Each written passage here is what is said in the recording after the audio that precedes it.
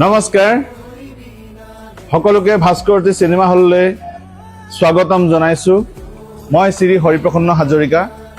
এটি বিশেষ কথাৰ কাৰণে আপোনালোকৰ মাজলৈ আহিলো।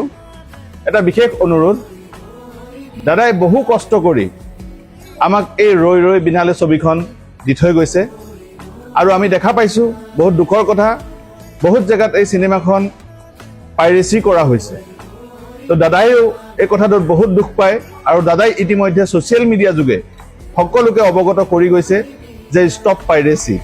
ময়ো সেইকাৰণে শ্ৰদ্ধাৰ দৰ্শকসকলক আকৌ হাতজোৰ কৰি এবাৰ অনুৰোধ কৰিছোঁ, আপোনালোকে চিনেমাখন চাই থাকোঁতে মোবাইলত যাতে ভিডিঅ' ৰেকৰ্ডিং নকৰে।